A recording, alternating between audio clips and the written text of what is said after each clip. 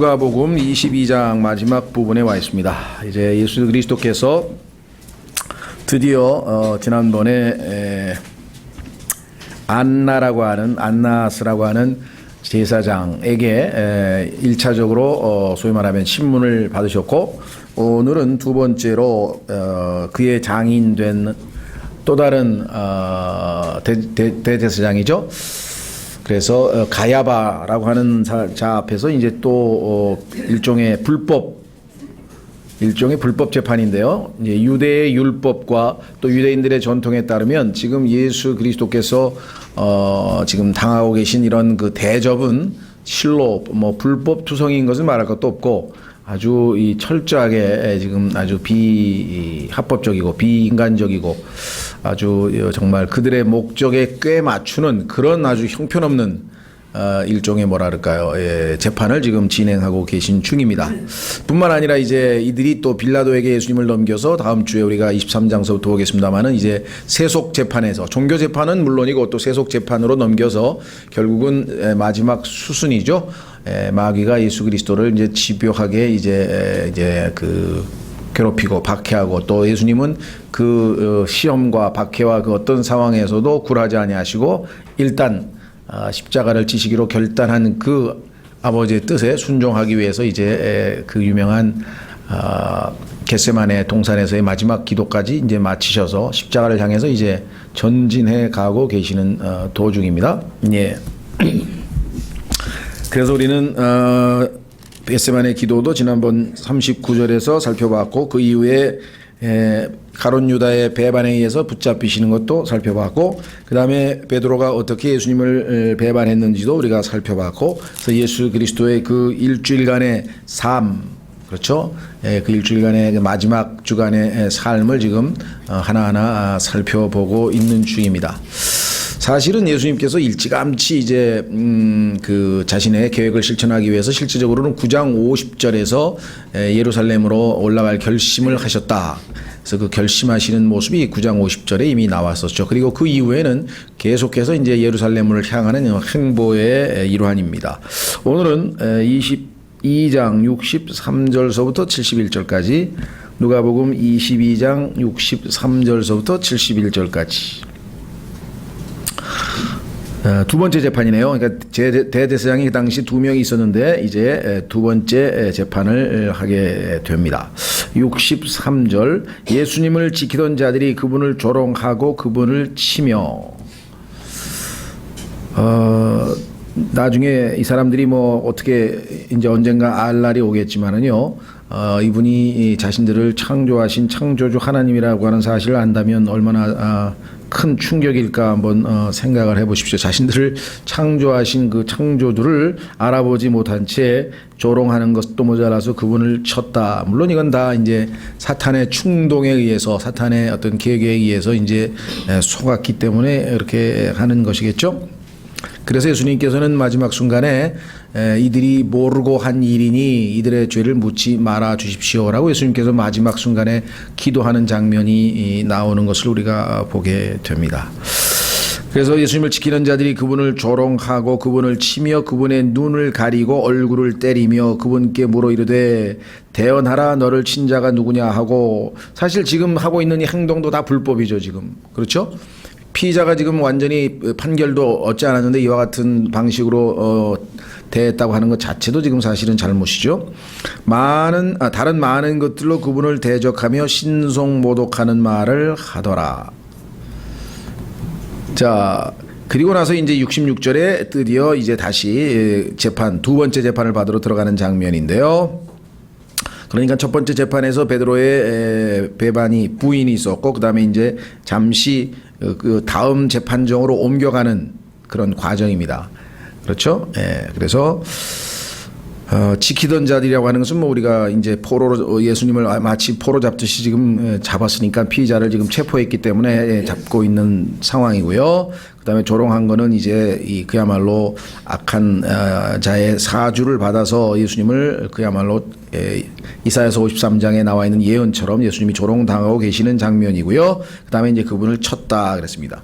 더 구체적으로 보자면 뭐 예수님이 뺨을 맞은 것도 있고요. 뭐 침 뱉은 다음에 아니면 뭐 수염을 뽑힌 것 포함해서 아주 상당히 구체적인 내용들이 많이 나옵니다. 그래서 여러분들은 아마 그런 내용들이 이 사복음서에 곳곳에 나오고 또 시편을 포함한 구약의 예수 그리스도에 관한 말씀들에도 여러 개가 나옵니다.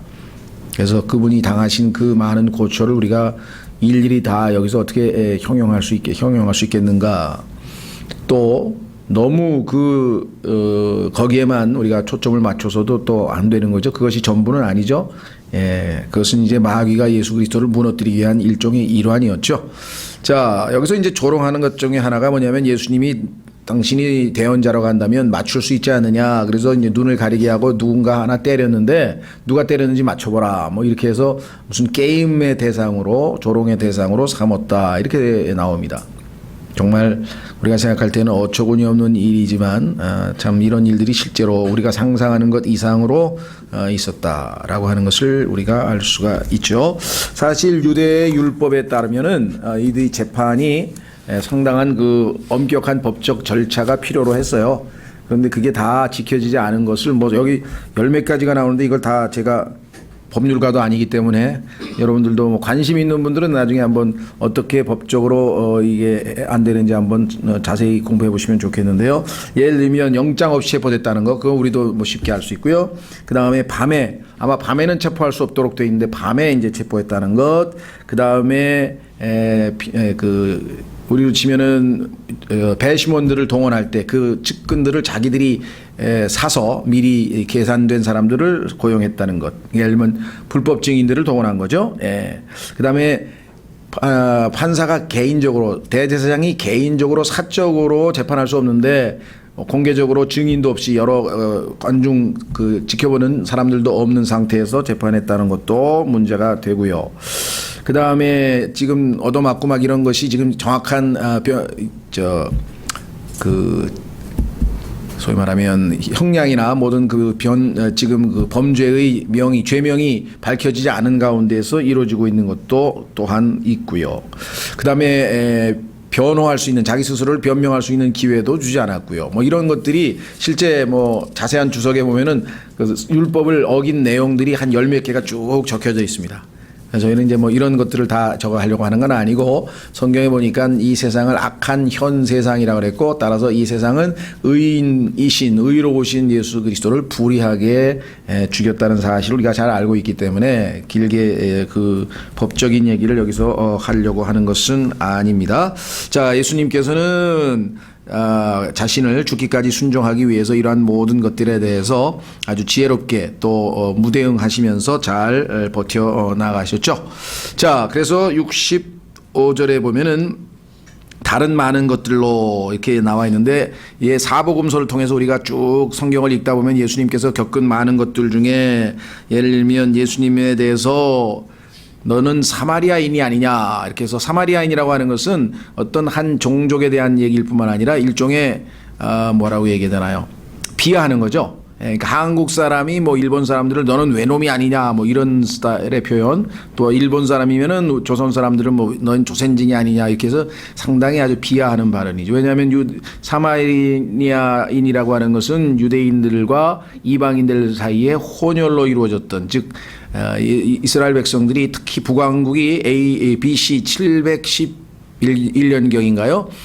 12왕국 중에서 베냐민과 유다만 남기고 남왕국을 남기고 북왕국이 하나님께 심판을 받아서 아시리아로 끌려가게 될 때, 그때 아시리아 왕이 자신들의 백성을 일부 데리고 와서 사마리아 지역에다가 정착시키고, 그 다음에 사마리아에 있는 사람들은 이제 데리고 가죠. 포로로 끌고 갔단 말이죠. 그러니까 포로로 끌고 가지 않게 되고 남아있는 사람과 외국에서 온 정착민들 사이에서 이제 혼혈이 생긴 사람들을 우리가 사마리아 사람이라고 하죠. 왜냐하면 그 지역이 사마리아라고 하는 북왕국 지역에서 그와 같은 일이 일어났기 때문에. 그래서 예수님께서 사마리아 여인에게 물을 달려고 했을 때 그 여인이 깜짝 놀란 것은 유대인들은 사마리아 여인을 혼혈이라고 해서 아예 소위 말하는 상종을 하지 않았는데 어떻게 유대인인데 당신은 나에게 말을 걸었느냐. 정말 상식 바뀌고 의외다. 있을 수 없는 일이다. 이렇게 된 거죠.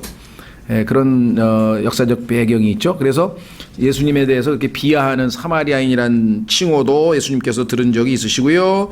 또 예수님 보고 마귀가 들렸다라고 요한복음 8장에는 얘기를 했고요. 또 예수님께서 소위 말하면 그걸 뭐라고 했냐면 사생아라 그랬죠. 그러니까 음행에서 태어났다. 그러니까 왜냐하면 어느 날 보니까 예를 들면 그 아비 없이 태어난 뭐 그런 소문이 돌고 사실은 성령에 의해서 태어난 것인데 그런 것을 가지고 또 아주 이 음행으로 태어난 자가 아니냐. 그래서 예수님을 또 아주 사생아 취급을 한 것들이 요한복음 8장에도 나오고 그래서 뭐 인간으로 치자면 최악의 대접을 받으셨죠. 이 땅에 오셔서. 예. 특히 유대인들이 더 그랬죠. 유대인들이 기다렸던 메시아인 줄 알았는데 그게 아니고 전혀 다른 방법으로 접근하다 보니까 그와 같은 일이 생긴 것을 우리가 보게 됩니다. 자, 이제 66절로 갑니다. 날이 밝음에 그러니까 63, 4, 5절은 지금 밤에 1차 재판이 끝나고 나서 예수님께서 아마 새벽을 뭐 거의 꼴딱 세우고 이제 새벽에 날이 밝자마자 다시 이제 2차 재판을 받으러 가는 것 때 그때 백성의 장로들과 수제사장들과 서기관들이 즉시 함께 와서 그분을 그 자기들의 공회로 끌고 들어가 이르되 결정은 이미 내려졌습니다. 이들을 이제 죽이기로. 그런데 어떻게 하면은 명분을 그럴싸하게 만들어서 소위 말하면 이 사형 선고를 내리느냐 이게 지금 이제 뭐 작전이겠죠. 자, 그래서 일단 밤에 1차 신문이 끝나고 2차 신문을 하기 위해서 새벽에 아무도 안 보는 틈을 타서 또 이제 데리고 들어왔는데 여기에 보면은 공회란 표현이 나옵니다. 이게 공회란 말은 이제 뭐 히브리 말로는 상헤드리란이라고 하는 일종의 이제 종교 회의체인데요. 영어로는 이게 이제 카운슬이라고 하는 단어가 나와 있어요. 카운슬. 카운슬이라고 하는 단어는 뭐 국제 기구라든가 뭐 무슨 단체의 이름에 굉장히 많이 들어가죠. 근데 성경으로 보면 이 단어가 굉장히 의미심장한 단어인데 어떤 의미에서 그러냐? 성경에 이 단어가 한 24번이 나오는데 한 번을 제외하고 한 번은 중립적인 뭐 의미로 나오고 나머지는 다 나쁜 의미로 나오는데 종교 지도자들이 꾀를 써서 책략을 써서 예수 그리스도와 하나님을 대적할 때 모여서 회의하는 그 집단을 보통 카운슬이라고 하는 용어를 성경에서 계속 집요하게 썼어요. 그렇다면은 뭔가 우리에게 알리고자 하는 메시지가 있겠죠. 자, 최근에 여러분 잘 아시는 것처럼 WCC라고 해서 World Council of Church인가요? Churches 그래가지고 세계 교회 협의회라고 해서 이 카운슬이란 말이 들어가고 또 우리나라도 NCC라고 해서 National Church of Council, Council of Church인가 해서 역시 또 이렇게 우리나라의 WCC에 가입한 우리나라의 이제 교회 협의회죠. 주로 자유주의자들과 일부 좀 무지한 보수주의자들이 합류해서 이제 소위 말하면 그 다 종교 다원주의라고 보통 얘기하는데 하늘나라에 가는 길은 여러 개니까 뭐 불교나 뭐 도교나 뭐 마호메트교나 뭐 그런 게 꼭 중요한 게 아니고 다 같이 사랑해서 힘을 합쳐서 나아가자 뭐 이래서 이제 가톨릭이 주도권을 잡고 세계 소위 말하면 교회 통합 운동이죠. 에큐메니컬 운동을 주도하고 거기에 핵심 멤버는 사실 공산주의자들입니다. 다 소련에 있는 사람들이고 그래서 저 아프리카에서 벌어지는 수많은 그 내전이라든가 또 반군 정부에 대적하는 반군들을 지원하는 그 돈을 이 WCC가 많이 제공했고요. 또 뭐 해방신학을 포함해서 아주 혁명과 관련된 일도 하고 하여간 우리가 생각할 때는 도저히 납득할 수 없는 데인데 표명은 그럴싸하게 해요. 말은. 여기서 이제 많은 사람들이 뭐 표현이 죄송합니다만 녹아나는 걸 속아버리는 거죠. 자, 성경에도 이미 주님께서 이에 대해 언급을 하셨어요. 조심하라고. 말이 부드럽고 그럴싸하지만 그것이 진리에 입각하지 않으면 얼마나 더 큰 해로움을 사람들에게 끼칠 것인가. 이걸 좀 우리가 생각을 해야 되겠죠. 자, 로마서 16장에 보시면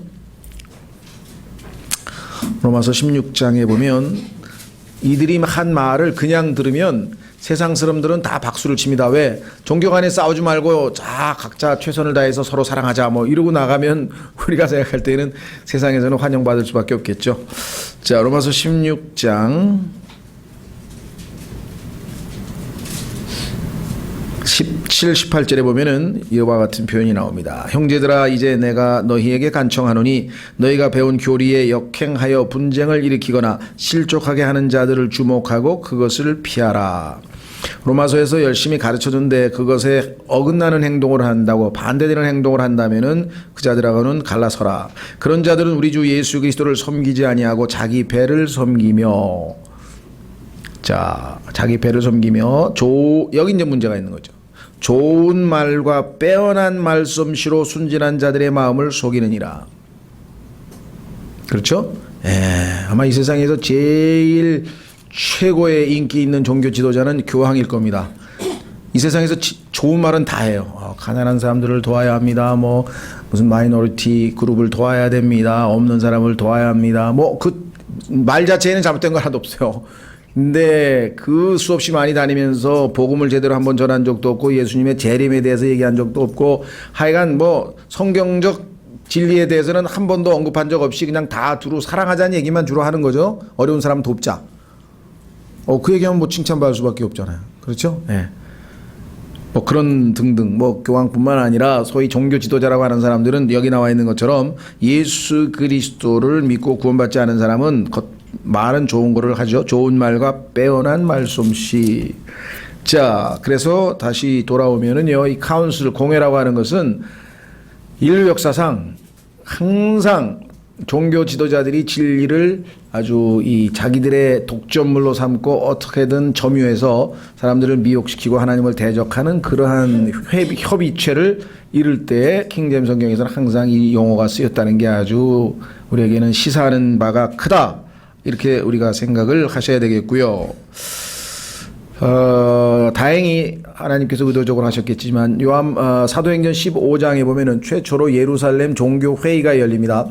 그것은 유대인들 중에 행위로 소위 말하면 할례를 받아야 구원을 받는다, 모세의 율법을 지켜야 구원을 받는다고 하는 잘못된 교리를 가르치는 자들이 있었고, 또 구원은 믿음으로 받아도 끝까지 율법을 지켜야만 된다라고 하는 사람들, 첫 번째 사람을 대상으로 해서는 하나님께서 로마서로 답변을 하셨고, 두 번째 사람들에 대해서는 갈라디아서로 답변을 하셨는데, 이 사람들을 바로잡기 위해서 신약교회의 교리적 입장을 통일하기 위해서 예루살렘에서 회의가 열려서 바울이 이제 복음을 전하다 중간에 올라오고 거기에 예수 그리스도의 동생인 야고보가 예루살렘 지역교회의 지도자로서 최종적인 발언을 하게 되죠. 거기에 또 베드로도 자기가 다녀온 선교 보고도 하게 되고, 그래서 상당히 큰, 우리로 치면 기독교에서는 굉장히 의미심장한 회의가 열렸는데, 하나님께서는 그 모임을 카운슬이라고 부르시질 않으셨다는데 우리가 주목해야 된다는 거예요. 왜? 그거는 하나님의 뜻 아래에서 하나님을 기쁘시게 하기 위해서, 그래서 그 최종적인 결과가 무엇이냐 한 구절 읽고 확인해 보겠습니다. 사도행전 15장에 보면 신약 교리의 구원 교리가 확정됩니다. 그 회의에서. 그래서 더 이상 율법을 지켜야 된다든가 끝까지 견뎌야 된다든가 이와 같은 잘못된 교리를 더 이상 주장하지 말라 하면서 최종적인 결론을 내리게 되는데, 다 읽지는 못하고 한 구절만 보겠습니다. 11절. 사도행전 15장 11절. 거기 보시면 우선 1절 보시면 보세요. 1절. 유대로부터 내려온 어떤 사람들이 형제들을 가르치며 이르되 너희가 모세의 관례대로 할례를 받지 아니하면 능히 구원을 받지 못하리라. 이건 행위 구원이죠. 예, 이건 완전히 행위 구원이기 때문에 명백한 이단 교리고요. 이단도 아니지, 이건 뭐 하여간 잘못된 것이고요. 반면에 5절로 내려가면 그러나 바리새인들의 분파에 속한 어떤 믿는 자들이 예수님을 믿었습니다. 구원은 받았습니다. 그런데 이 사람들 중에서도 또 이런 사람들이 있었어요. 일어나 이르되 그들에게 할례를 행하고 모세의 율법을 지키라고 명령하는 것이 필요하다. 구원은 은혜로 받았지만 그 다음부터는 율법을 지켜야 된다라고 하는 율법주의, 이것을 하나님께서 바로잡기 위해서 갈라디아서를 쓰셨다. 이렇게 됩니다. 그렇다면 많은 논쟁이 있은 뒤에 7절, 많은 논쟁이 있은 뒤에 드디어 야고보가 결론을 내리네요. 11절. 오직 우리는 유대인도 그들 이방인과 마찬가지로 주 예수 그리스도의 은혜로, 행위가 아니라 율법이 아니라 은혜로 구원받을 줄을 믿노라 하니라. 그래서 이것이 신약교회의 구원 교리로 확정된 그 유명한 사건이다라고 하는 것을 여러분들이 기억하셔야 되고요. 그리고 나서부터 이제 이 교회에는 더 이상의 구원과 관련된 논쟁이 이제 잦아들게 되죠. 하나님께서 이제 최종 판결을 내리신 셈입니다. 자, 다시 돌아옵니다. 그래서 이 공회라는 표현을 좀 염두에 두시면 좋겠고요. 부정적인 의미로 쓰였다. 67절, 내가 그리스도냐 우리에게 말하라. 그리스도라고 하는 말은 헬라어의 크리스토스라고 하는 말을 우리말로 그대로 음역을 해서 한국식으로 발음한 겁니다. 그리고 영어로 발음하면 크라이스트가 되겠죠. 뭐 중국어로 하면 기독이라고 뭐 표현하겠고, 하여간 뭐 여러 가지로 표현하겠죠. 예. 이 말은 히브리어의 메시아라고 하는 단어를 그리스어로 옮긴 겁니다. 히브리어의 메시아. 의미는 무엇이냐? 그것은 the anointed, 기름 부음을 받은 자라는 뜻입니다.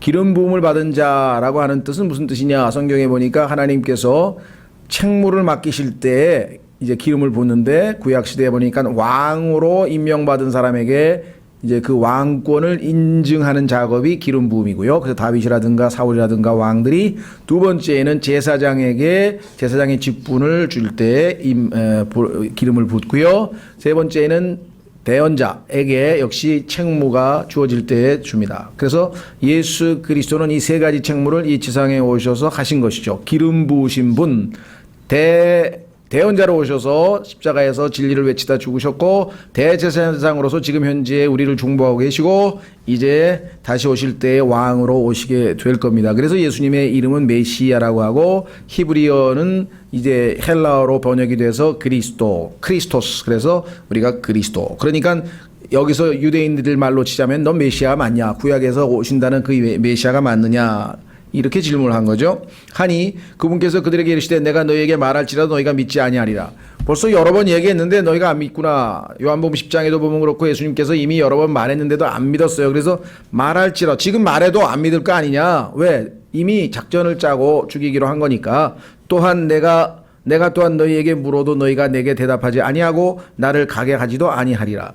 예수님께서 방어권을 행사해서 질문을 한다 할지라도 아마 답변도 안 하고 보내주지도 않을 것이 뻔하지 않느냐. 왜? 이미 하나님께서 정하신 때가 왔느니라 하고 예수님께서는 그들에게 이렇게 아주 놀라운 답변을 하시게 됩니다. 그랬더니 이제 이 사람들이 이러다가는 잘못하면 걸려들게 싶으니까 아주 단도직입적으로 결단을 내고 아주 판결을 내리자 아마 이렇게 작정하고 나선 것 같아요. 그래서 뭐라고 얘기하는 거 아니? 70절에 보면은 뭐라고 하는 거니? 이에 그들이 다 이르되 그러면 네가 하나님의 아들이냐 하고 이제 단도직입적으로 물어봅니다.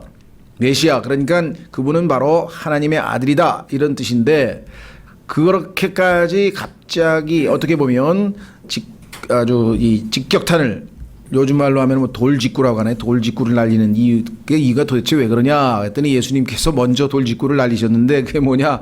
바로 69절이네요. 자, 이제부터는 사람의 아들이, 왜 구약에 보면은 이 메시아가 사람의 아들이라고 여러 번 언급되어 있어서 유대인들은 사람의 아들이라고 하는 표현을 할 때 그것이 바로 메시아라는 사실을 알고 있었거든요. 그랬더니 유대인들이 알아들으라고 사람의 아들이 하나님의 권능의 오른편에 앉으리라 하시니, 그러니까 자신의 신분을 아주 노골적으로 아주 드러냈죠. 예. 그러니까 이제 아주 결단을 내리는 거예요. 유대인들은 단 한 번도 인간을 하나님이라고 인정해 본 적이 없습니다. 유대인들은 하나님께서 구약의 주님께서 여호와께서 인간의 몸을 입고 이 지상에 왔다는 사실 자체를 받아들이지 않고 있었어요. 그러니 만약에 예수 그리스도께서 자신이 바로 하나님의 아들이라고 인정하는 순간 무슨 죄가 성립됩니까? 신성 모독죄가 성립이 되고, 그것은 100% 처형입니다.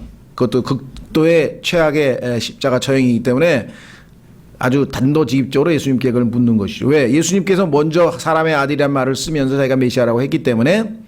자, 그래서 드디어 예수님께서 자신을 인정을 했는데 여기서 보면 이렇게 얘기를 합니다. 그분께서 그들에게 이르시되 내가 그라고 너희가 말하느니라 하시니 이건 또 무슨 소리냐. 너희가 그라고 이렇게 얘기를 했어. 성경에 보면은 이런 표현이 자주 나옵니다. 요거는 이제 유대인들의 긍정 그렇다라고 하는 말을 유대인들이 사용하는 일종의 그 어법이에요. 뭐 각 나라마다 그 언어의 그 표현상 다양한 그 방식이 있겠죠. 예. 그래서 뭐 우리도 뭐 예를 들면 누구든지 다 안다. 뭐 이런 표현을 할 때 돌려서 뭐 그걸 누가 모르느냐. 뭐 이런 식으로 표현할 수도 있겠고요. 뭐 그런 여러 가지 표현 방법 중에 하나가 네가 그리 말했는데 네 말이 옳도다. 이거를 요약해서 네가 그리 말했다. 이렇게 하면 그게 맞다. 이렇게 긍정하는 것입니다. 그걸 어떻게 할 수 있는가 한번 확인해 보겠습니다. 요 마가복음 14장. 마가복음 14장 62절에 가면 예수님께서 그렇다라고 답변하는 장면이 나옵니다. 마가복음 14장 62절.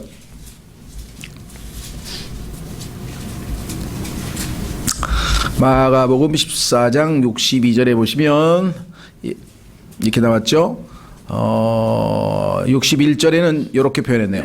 그분께서 잠잠하시고 아무것도 대답하지 아니하시거늘 대제사장이 다시 그분께 물으며 그분께 이르되 내가 찬송받으실 이의 아들 그리스도냐 하매 하나님께서 예수님께서 이르시되 보라 내가 그니라 답변했죠. 예, 그러면서 사람의 아들이 권능의 오른편에 앉아 있는 것과 하늘의 구름들 가운데서 오는 것을 너희가 보리라. 아까 누가복음에는 하늘의 구름들 가운데서 온다는 표현은 안 나와 있죠. 마태복음과 마가복음에만 나와 있습니다. 이와 같이 사복음서는 관점에 따라서 서로 상호 보완적으로 다양한 정보를 이렇게 설명하고 있다는 것을 우리가 볼 수 있습니다. 자, 그래서 드디어 이제 긍정을 하셨고 누가복음으로 다시 돌아오면 마무리 작업이 들어갑니다. 71절 그들이 이르되 우리가 직접 그의 입에서 들었은즉 그렇다고 얘기하지 않냐. 그러면 이건 뭐 신성모독죄 맞네. 예. 그러면 우리에게 증인이 더 필요하려?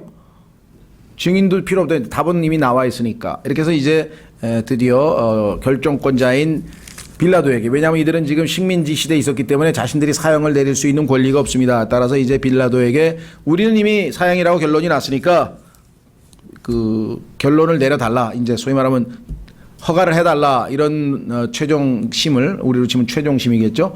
위에서 지금 예수님을 드디어 이제 빌라도에게 끌고 가는 장면이 23장 1절에 나옵니다. 자, 성경에 보니까 예수 그리스도께서 이런 상황에서 입을 다물고 계셨다는 표현은 이사야서 53장에 나오죠. 양들에게 끌려가는, 도살장으로 끌려가는 양처럼 입을 다물고 계셨다라고 성경에 이렇게 말씀을 하셨죠.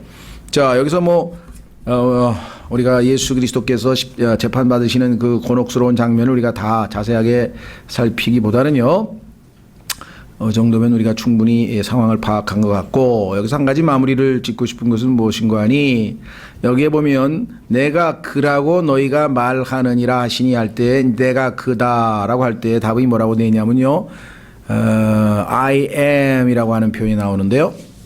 He say that I am. 그래서 I am 이라고 하는 거 다음에 I am he 라고 하는 그라고 하는 말이 없죠. 그렇죠? 예. 그래서 너희가 말하는 그가 난이라고 했으니까 이제 그 보호가 다 알고 있기 때문에 생략이 되어 있어요.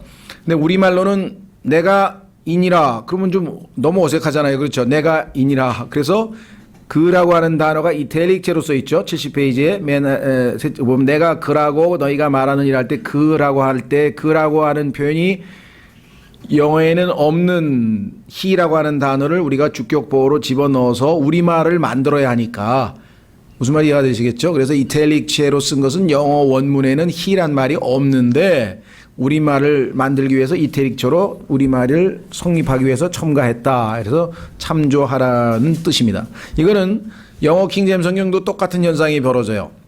그렇죠?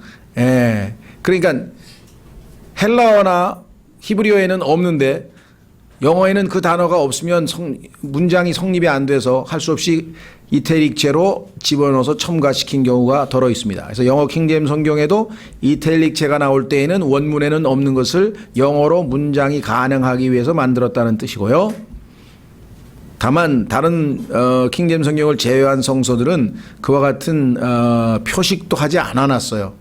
그러니까 실제로 원어에 있는지 없는지 구별이 안 돼요. 영어 킹제임 성경은 가장 정직하게 없다 있다라고 하는 사실을 이렇게 첨가 확인토록 해 놓았다라고 하는 것이고요. 자, 여기에서 이 I am이라고 하는 게 이제 문제네요. 이 I am이라고 하는 단어는 출애굽기 14장에 나오는 그 단어입니다. 한번 확인해 보겠습니다.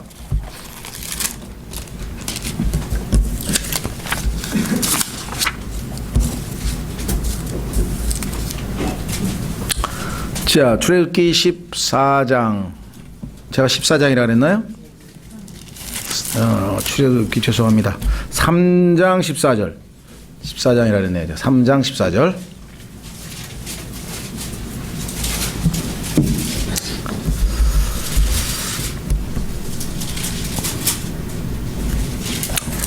아주 그 누구도 정말 다 교회를 좀 다녀보신 분들이라면 익숙한 그 장면이죠.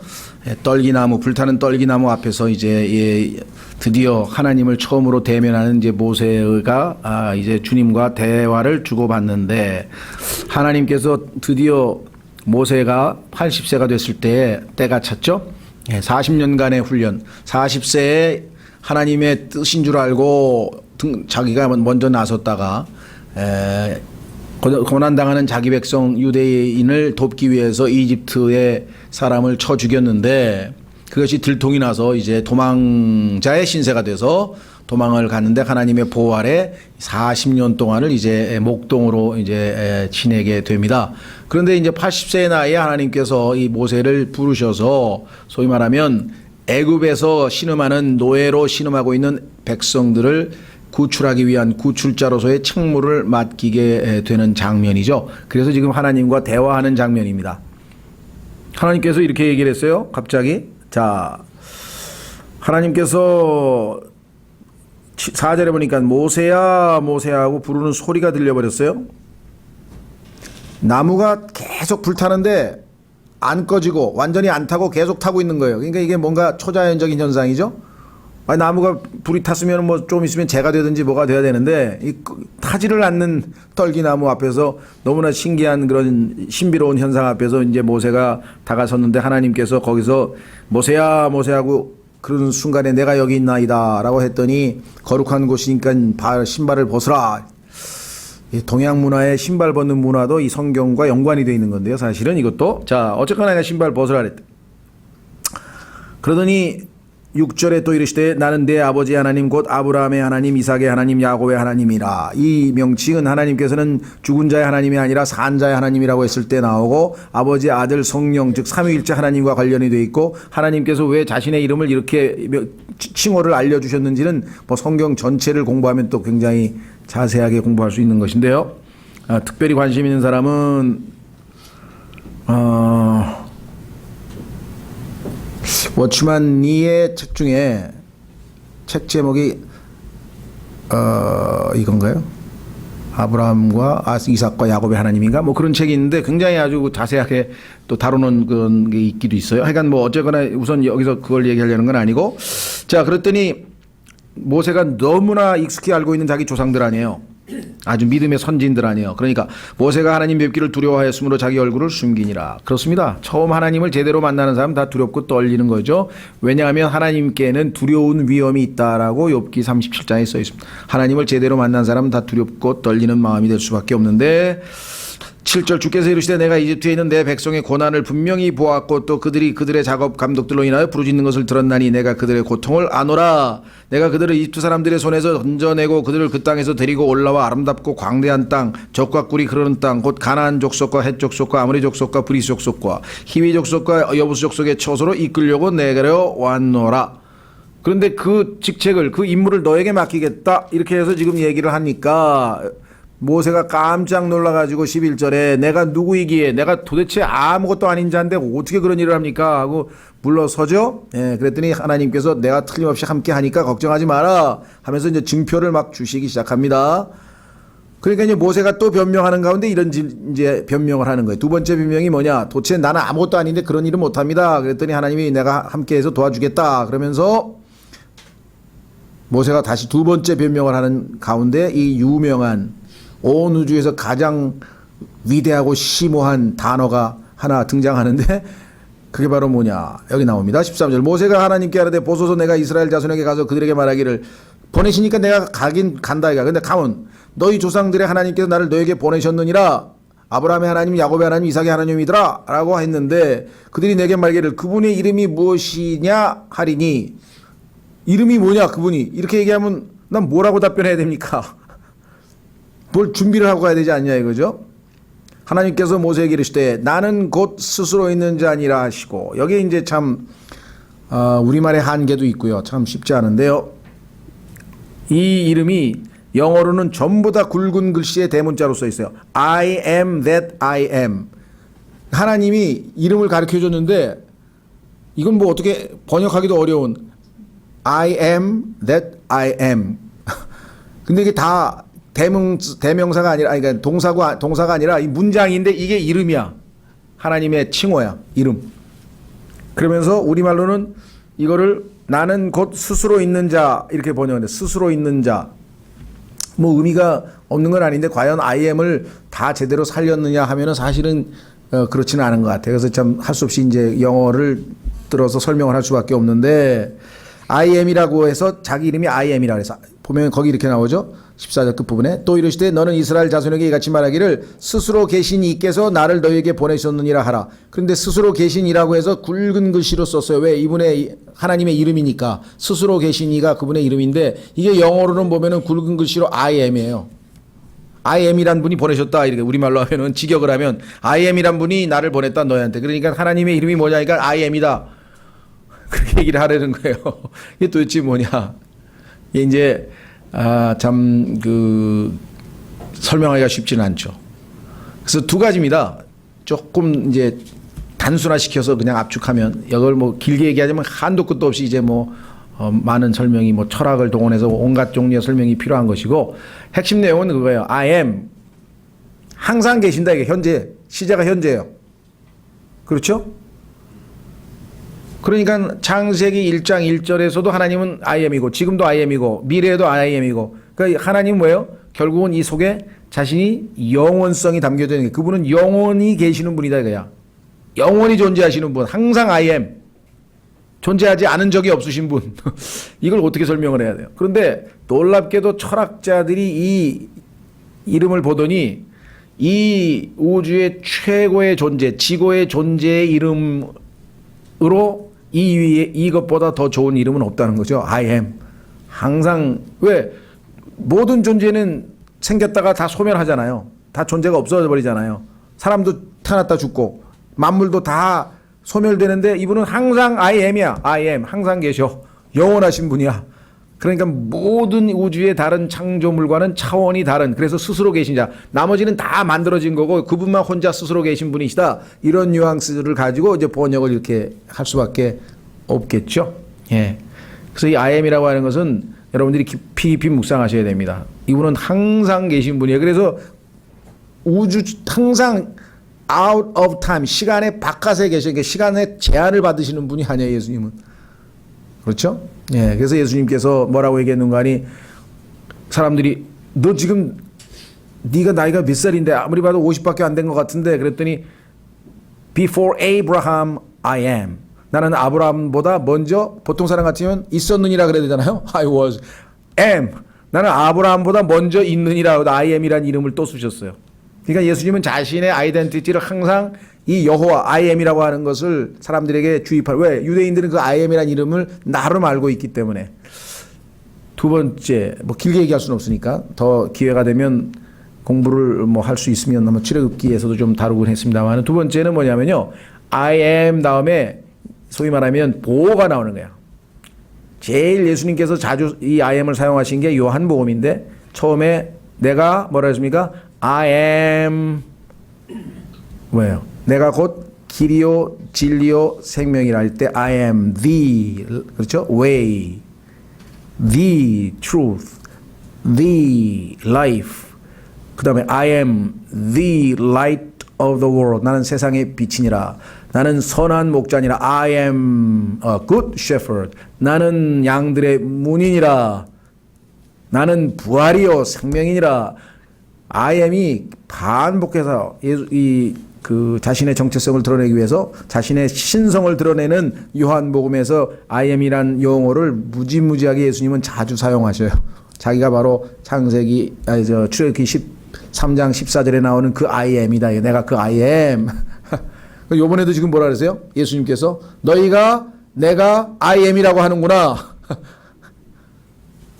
뉘앙스가 이해가 되세요? 그 너희가 내가 하나님이라고 너희 말로 얘기한 것 그래 네 말이 맞다 이게 내가 하나님의 아들 맞다 이게 늘 말씀드립니다만은 사람들이 하나님을 인디비주얼한 어떤 개체로 보면 안 돼. 하나님은 어떤 신성한 존재의 타이틀입니다. 그래서 사람처럼 예를 들면 사람의 아들은 사람, 하나님의 아들은 하나님, 그렇죠?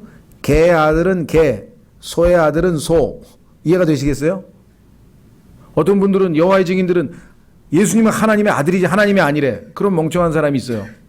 그래서 예수님을 하나님으로 즉 창조주 하나님으로 안 받아들이고 피조된 신으로 받아들이는 거예요. 그래서 이단이 생겨버린 거예요. 이 사실을 모르기 때문에. 하나님의 아들은 곧 하나님이죠. 사람의 아들은 사람이죠. 그렇죠? 따라서 예수 그리스도의 신성이 여기서 아주 만천하에 공포가 되고 그것을 절대로 받아들일 수 없었던 유대인들은 거기서 단호하게 신성 모독죄로 결판을 내서 이제 이 사형을 언도하게 되는 것이죠. 그래서 예수님의 죄목이 너는 하나님도 아닌데 하나님이라고 했다. 하나님도 아닌데 인간인데 네가 스스로 하나님과 똑같다고 했다. 그게 죄목이에요. 그래서 유대인으로서는 용납할 수 없는 신성 모독죄로 예수님은 처형당하신 건데 사실은 유대인들이 안 믿어서 그렇지 예수 그리스도가 누구인지를 알았더라면 그죠? 달라졌겠죠. 예, 그래서 예수 그리스도에 대해서 그저 위대한 훌륭한 뭐 사상가 아니면 무슨 뭐 이런 식의 이 우리의 그 자유주의자들라든가 우리 주변에 있는 세상의 사람들이 예수님을 바라보는 시각은 전혀 성경적 시각하고는 다르다. 성경은 온 우주 만물을 창조하신 그분이다. 영원하신 분 I am 다음에 뭐가 나옵니까? 뭐든지 다 되는 거예요. 전능하신 분이라 뜻이 전능.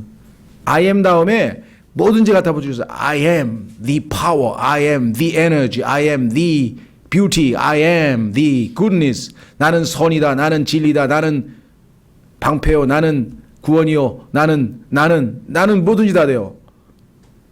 그렇다면 I am이라고 하는 분이 여러분과 제 안에 들어오셨다는 얘기는 우리가 전능한 소위 말하면 하나님께서 우리에게 거의 백지수표를 주신 거예요. 백지수표. 예수님은 나의 위로가 되십니다. 위로가 필요할 때는 위로가 되는 것이고 예수님은 나의 능력이 필요하면 능력이 되고 예수님은 나의 파워가 될 수도 있고 예수님은 나의 I am, your, I am 다음에 뭐든지 다 들어갈 수 있는 거예요. 그러니까 결국은 영원하신 분, 전능하신 분이라고 하는 핵심 속성이 이 단어 하나에 깔려 있는데 그것 말고도 이제 또 엄청나게 그래서 이 I am이라고 하는 그 이름 속에는 신비 속에 신비가 들어있는 거예요. 그렇죠? 예, 그래서 구약 시대에 유대인들은 이거를 LORD 대문자로 다 썼고요. 때로는 저호바, 여호와라고도 했고요. 그렇죠? 예.